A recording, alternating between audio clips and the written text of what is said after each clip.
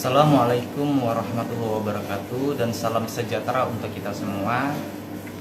Saya Arya Sumbangsi, mahasiswa Universitas Muhammadiyah Sumatera Utara, Fakultas Agama Islam dalam prodi Perbankan Syariah.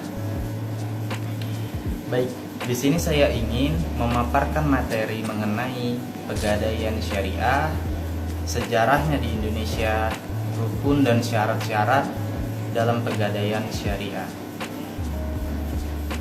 Baik, pertama kita mulai dari pengertian. Apa sih pengertian dari pegadaian syariah itu? Pegadaian syariah merupakan suatu wadah untuk menjaminkan barang dengan dasar syariat Islam. Pada dasar realitanya tidak menerapkan sistem bunga atau tidak terdapat riba di dalamnya. Lalu, bagaimana sejarah lahirnya pegadaian syariah di Indonesia?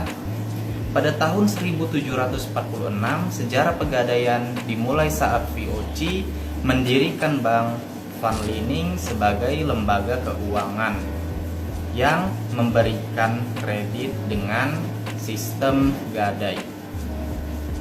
Lalu berikutnya pada tahun 1811, pemerintah Inggris mengambil alih dan membubarkan Bank Van Liening. Masyarakat diberi keleluasaan mendirikan usaha pegadaian. Lalu pada tahun 1901, didirikan Pegadaian Negara pertama di Sukabumi, Jawa Barat pada tanggal 1 April 1901. Lalu pada 1905, Pegadaian berbentuk lembaga resmi atau jawatan. 1905, pada 1961 bentuk badan hukum berubah, jawatan ke PN, berdasarkan peraturan pemerintah pengganti undang-undang atau Perpu nomor 19 tahun 1960.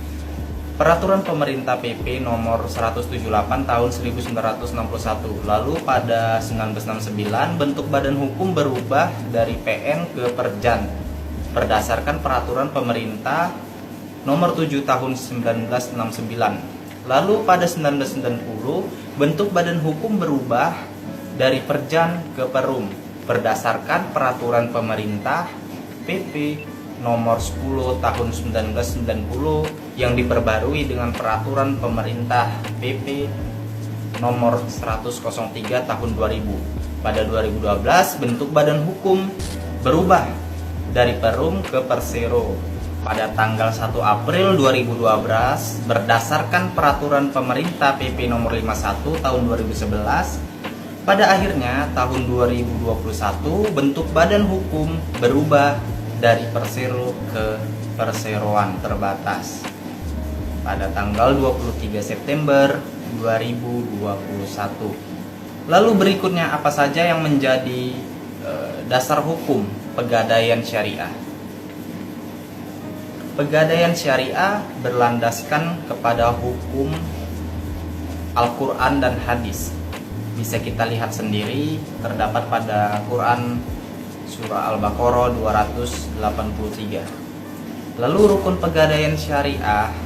Adapun rukun pegadaian syariah ini diantaranya adanya ar-rahin yang menggadaikan.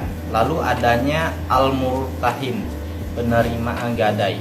Adanya al-marhun, barang yang digadaikan. Adanya al-marhun bih, hutang. Adanya sikhat, ijab kabul, kesepakatan antara rahin dan murtahin dalam melakukan transaksi gadai.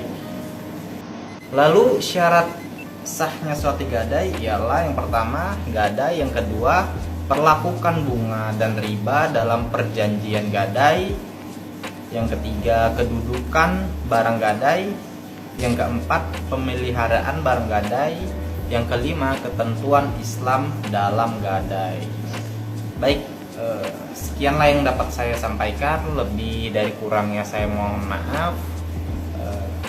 Billahi taufiq wal hidayah. Wassalamualaikum warahmatullahi wabarakatuh.